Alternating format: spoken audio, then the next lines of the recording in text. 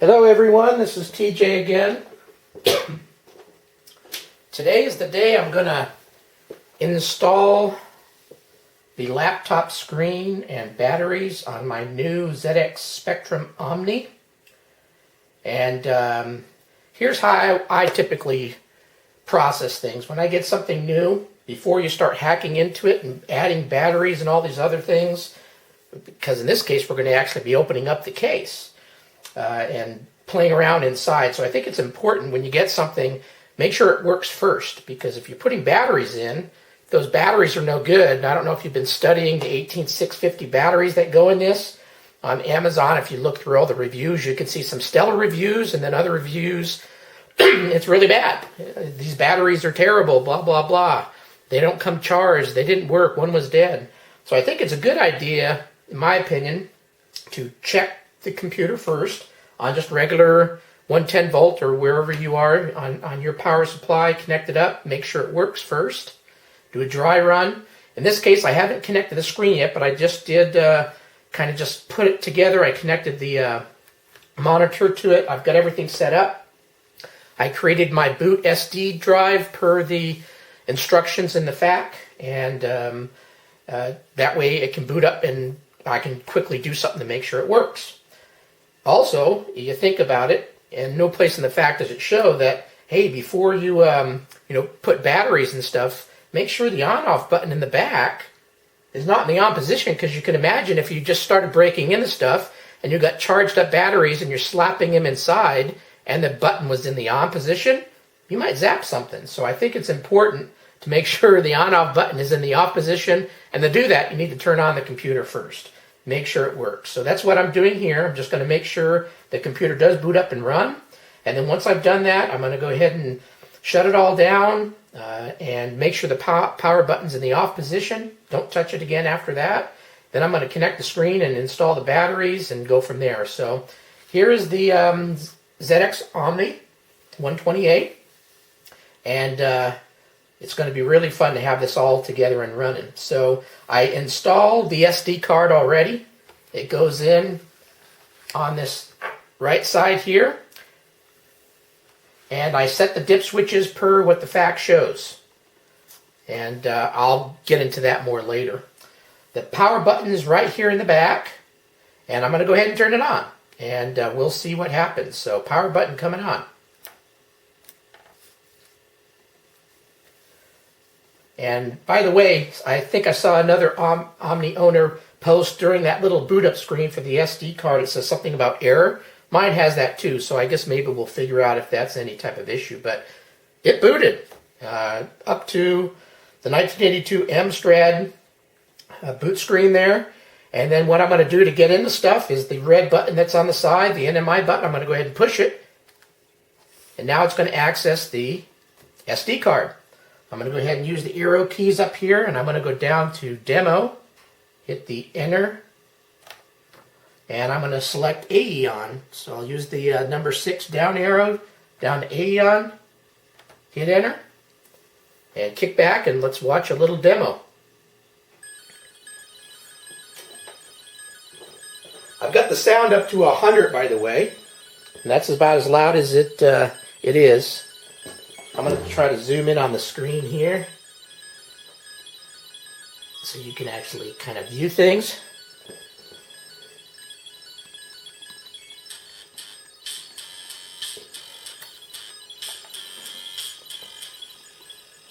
That's probably good enough.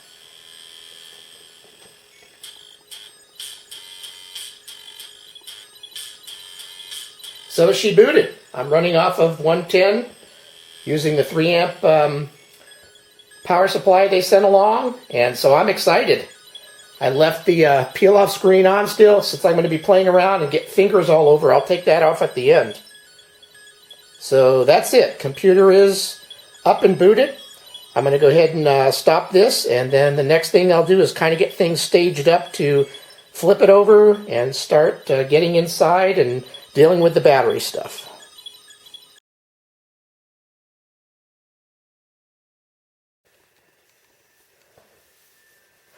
All right, it's time to get into the back of the Omni. So I printed out the main instructions from the FAQ that talk about what screws to take off and stuff. So basically it talks about removing 5 screws, 2 on this side, 2 on this side, and a middle one. It says to keep the middle one. I guess we're going to continue to use that. But these other 4 are going to be replaced with longer screws. First steps first, though, to get the case off. The instructions doesn't say anything about how the keyboard's connected. I'm guessing some type of little ribbon cable. So I'll have to try to be as careful as I can, and I may stop the video if it looks a little funky. But anyway, let's go ahead and see if we can start getting these screws out. And I'll kind of do it diagonally, taking pressure off of each of the corners, not all on one side at the same time. I don't know if I do that because I sometimes work on old Volkswagens, and when you're tightening screws, you kind of do it in little increments all the way around. Now they're loose enough to where I can take them out. So here's one of the, I'm just going to put them up over here to the right.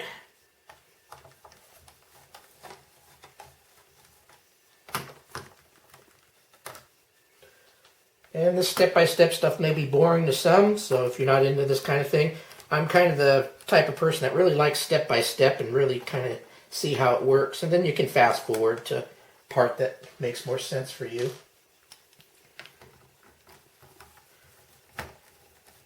And I'm sure my hands are in the way. I'm not a video expert here, but hopefully everything's bright enough and you can view it.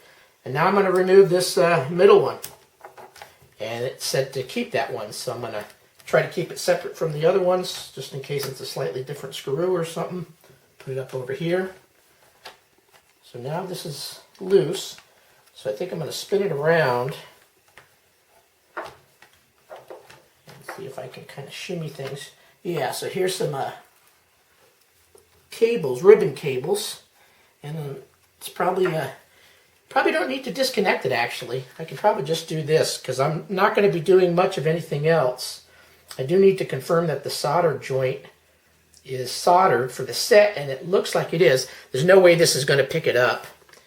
Let me see if I can hold this in the proper way, but here's that little set, and you'll see that they already bridged, if you can actually see it, the where they, in the FAQ said make sure that's bridged, and this one looks like they bridged it, so cool.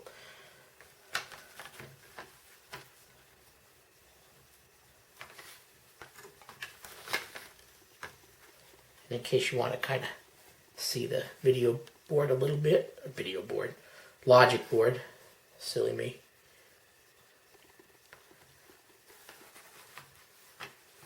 So, now it's going to become battery time. So I've got my batteries charging. I thought it was important to, since these batteries are so hit and miss it seems like, and it took me a while to decide which one. I got some Samsungs, and there's fake ones, real ones, all this stuff. So I thought it's better to charge them outside of the computer and not try to kill a $150 computer, rather than I bought this little charger for 12 bucks. It's a digital one. It shows the batteries charging. And in fact, the batteries I got only showed 3.4 to 3.5 volts. And so I'm charging them up right now, and then I'm going to install them in here fully ready to go. That way, if a battery was bad, I didn't spend a half an hour putting the computer all together to find that out later.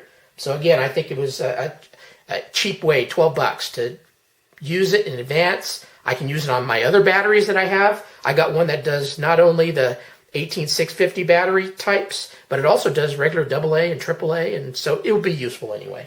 So that's it. Batteries are going to be going in here, and per the FAQ, and it's printed on here someplace, and I'll look at it here down the road.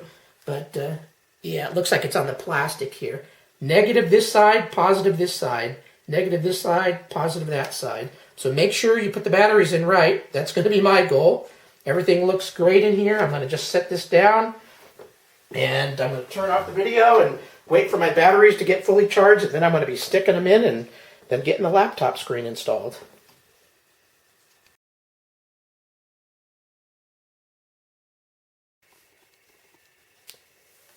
All right. Batteries charged, and I'm glad I did it. It actually took 5.5 hours. The batteries I got are these Samsung 18650 3000 milliamp 3.7 volt. They're on Amazon, and this is what they look like. Actually, these little plastic stickers you see here were on them. I just peeled them off, figured the stickers don't need to be there, and they were kind of flimsy anyway. Hello, cat. I've got 3 cats and left one of them downstairs. Probably hop right up and stuff here. Anyway, this is what the batteries look like. So, don't know if they'll be picking that up. But remember, so the little sides here, these are the positive, negative. So make sure it's online, so negatives, positives. And on the case, if you look at it closely, you'll see on the plastic housing, there's a negative and positive. And so you'll want to make sure to mimic that. So you're going to want to put the batteries in the right direction. So I'm going to go ahead and slip the batteries in now. Actually, maybe I'll quickly show you. Here's the charger that I purchased. It connects via USB. It's only 12 bucks. It's made by Lido Kala. Digital display shows milliamps, hours, volts, all that fun stuff. So it was kind of nice to watch as the batteries charged up. Batteries came in this nice little plastic case. And so that's about it on that. So I'm going to go ahead and put the batteries in. So again, here's the positive side. And I'm going to be pointing it this direction because this is where the positive goes. So I'm just going to go ahead and slip her in. Make sure I've got in the right direction. And push it in. Done. Again, here's positive. Making sure, double checking. Making sure in the plastic housing, yes, negative, positive, shows it right. Done. So the batteries are now installed. So now it's time for me to buckle things up and see if it works. I think before I mount the laptop case, I'm going to go ahead and actually try to connect my computer to the screen again. Now maybe I'll just go ahead and put it all together. I think at this point we should be pretty good. So time to buckle this thing up.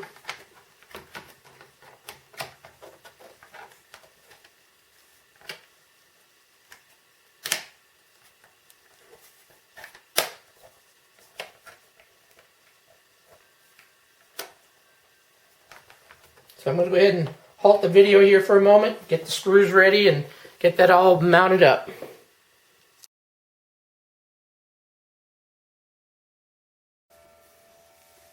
Alright, battery install time. Got my batteries all charged up. Took about 5.5 hours. I used this digital charger, connects to USB port on a computer. It can charge more batteries than just the 18650s. It also does regular AA and AAA and all that. It's got automatic polarity check, so you don't have to put them in any certain way, which is kind of cool. It's only 12 bucks on Amazon. Lido Kala. And it's got a nice digital display. Shows how many volts and all that as it charges up, how many milliamp hours. So nice little setup. And here's the batteries. So what I purchased from Amazon are these Samsung batteries, 18650, 3000 milliamp, 3.7 volt. Came in this little box with a nice little plastic housing or case form. I guess if you have extras. And here's the batteries. So mine are the INR 18650-30Q. It says Samsung SDI 136. And so it takes 2 of them. This little side where it has the smaller metal areas, that's the positive. Back side that's got the metal completely over everything is the negative. So you want to put it in the right direction on the Omni. And so negative, positive, negative, positive. And on the plastic case, hopefully this is kind of in here, it shows negative and positive on the case. So again, negative, positive, negative, positive. So put them in the right direction. Going to give myself a little working space here. And going to double check. Again, here's positive, pointing to the right. Here's the negative on this side. Just going to go in and push it in. Clicks right in, no problem. Positive, again, double checking. Negative on the back side. And I'm going to push it in. Done. Both batteries are now installed. Now it's time to buckle this thing up. Since I've been playing around with the keyboard, just making sure the cable's connected there still. And I'm going to shut the lid. Going to snap it shut and turn it over. And I think what I'll do is I'll put the smaller screw in first in the back. And then I'll read the instructions there to make sure I put the little laptop screen on correctly.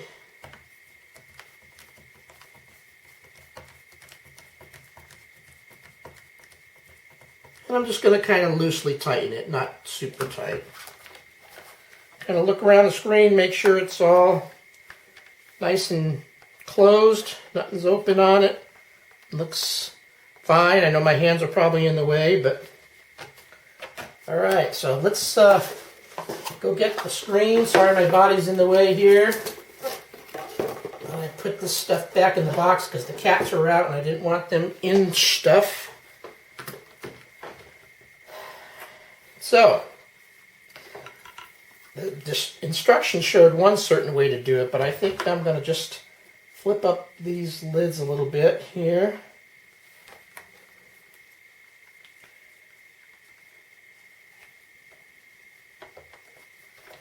Kind of align things up this way.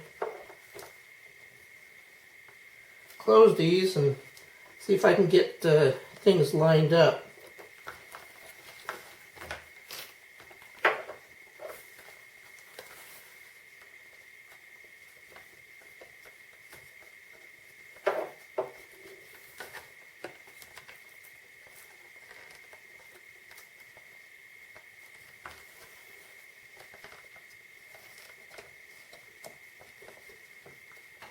I think I got this side pretty good. Using the longer screws here.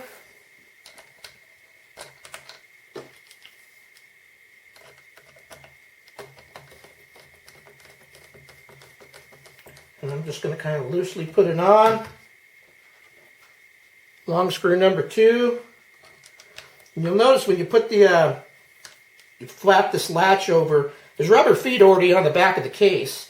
And these cutouts here kind of lock in a little bit and help you guide the bracket and legs where it should be. You have to shimmy things around a little bit. This right side was a little easier. This other side was being a little bit more difficult. So I may need to tweak things around a little bit. Hopefully I can get it in there.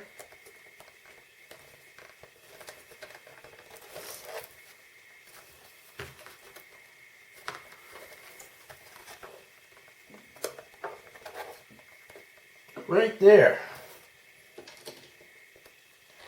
I see some folks on the website talking about, unfortunately, this is made out of plastic, these brackets.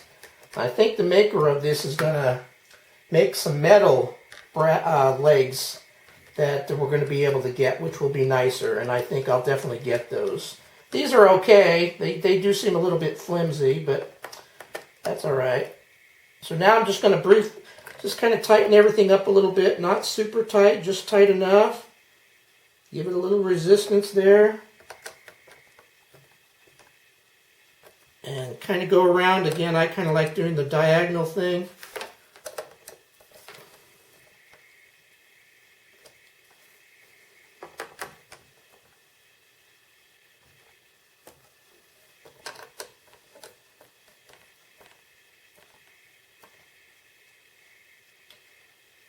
And I think I'll just do that for now and then maybe retighten them down the road. So now this needs to be plugged back in. This is for the monitor here. And you'll notice that there's a little guide here. It's a little tricky to get in. I've plugged it in a couple of times now. You have to kind of line it up and then push. So that's in. I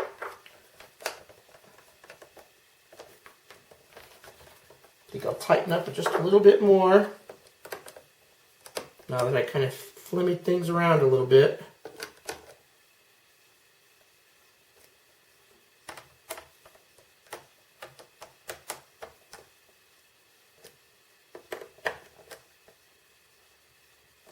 Alright, my dip switches are set the same way as before, and batteries are in here, so technically everything looks like it's open and close it a little bit, see if it actually works kind of like a little laptop.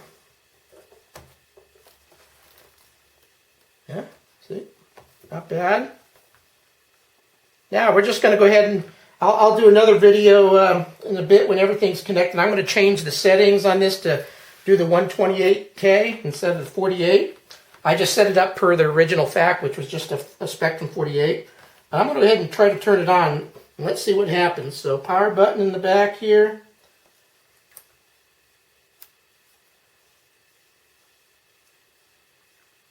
Screens come on. Look at that. It booted and it's running off the batteries. Let me kind of focus in again a little bit.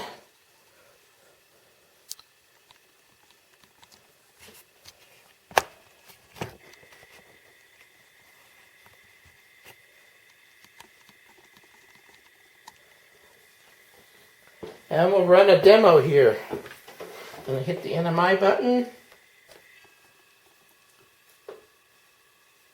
6 button down to demos, enter. Let's try a different one this time since the video earlier showed a different one. Let's try fuzz. What the heck? I've got a fuzzy face. Let's do fuzz. No idea if this has got sound or anything like that.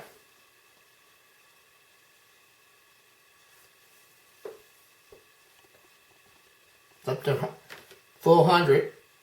Doesn't look like much is going on. Maybe a little bit of action here. Maybe I'll use the reset button and start a different one. Yeah, that one doesn't seem to do much. So NMI button, go down to 8. Let's just do the same one as last time, since I know that worked.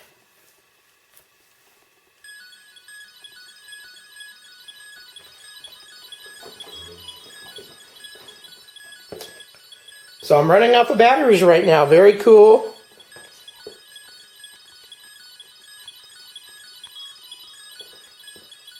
So I guess my install went okay. What I think I'll do now is switch off the video and let's. I'm going to try to boot up into the 128 mode instead. And so cool. Hopefully this has been helpful so far, and I'll do one more addition to the video. It's going to be quite long, so let's stop there for now, and I'll come back here in a moment.